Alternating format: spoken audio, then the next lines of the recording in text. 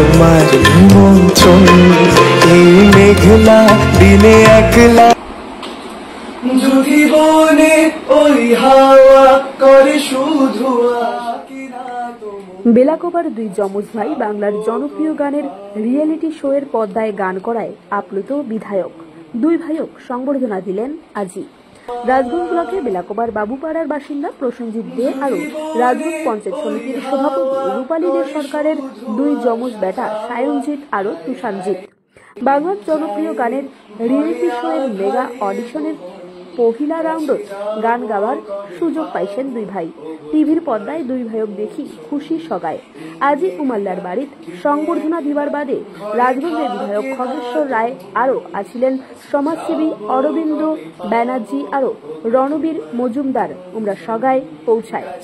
আজি এই দুই ভাই সায়নজিৎ আর তুষারজিৎ জানান খুব ভালো লাগেছে। কোচবিহারত পহিলা অডিশন দিসনি, তারপর আরও 5 বার অডিশন দিয়া আমরা টিভির পহিলা রাউন্ডত যাবার পারিছি। খুবই ভালো লাগেছে। আমরা আশাবাদী আইসা রাউন্ডগুলোতে যাবার সুযোগ পাবো।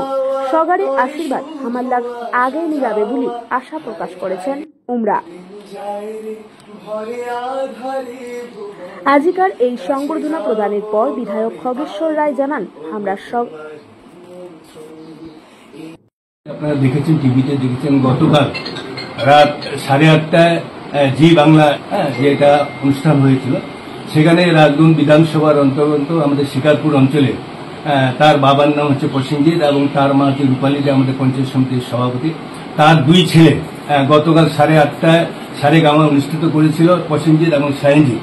এবং সত্যি একটা গতকাল যখন আমরা দেখেছি, অনেকে ছিলাম, আমরা অরিন্দম অনেকে দেখেছিলাম, দেখে এত আনন্দ লাগলো যে আমাদের এলাকায়, আমার নিজের অঞ্চলে, আমার বিধানসভায় যে রেডিওতে তাকে আমার গান শুনবো, মানে এত আনন্দ লাগছে। দেন আমরা রাজুকে ফোন করে, রূপালীকে ফোন করলাম যে কালকে আমরা 10:30টায় তোমার দুই ছেলেকে সম্বোধনা দিতে হবে। তার জন্য আজকে এদের গানে এবং টিভিতে দেখে প্রথম, আমার বিধানসভা, আমার বয়স প্রায় 74 চলছে, আমাদের এলাকায় এরকম টিভিতে কেউ আমরা দেখিনি কোনোদিন। তাই দেখে খুব আবৃত হচ্ছে। তার জন্য এই দুইজনকে আমরা সম্বোধনা দিতে এসেছি। এখানে যেমন আমি এসেছি আমাদের করে নিয়ে আমরা ফার্স্ট অডিশন দিয়েছিলাম কোচবিহারে 31 মার্চে। তো তখনও আমাদের কোনো এক্সপেকটেশন ছিল না যে আমরা এত দূর আসতে পারবো। তারপর আরো 5টা অডিশন দিয়ে তারপর ফাইনালি আমাদের টিভি রাউন্ডের ফার্স্ট লেভেলে আমরা অডিশন দিই। তো নার্ভাসনেস একদমই হয়নি, নিজের বেস্ট দিয়েছি। আপাতত হোল্ডিং জোনে আছি, দেখি পরবর্তীকালে কি হয়। ভালো মতো করতে হবে, এটাই হচ্ছে মেন। মেগা অডিশনে প্রথমে মেগা অডিশনে দিয়েছি, mega audition, grand audition level 1। কি নাম তোমার? আমার নাম সায়নজিৎ দে।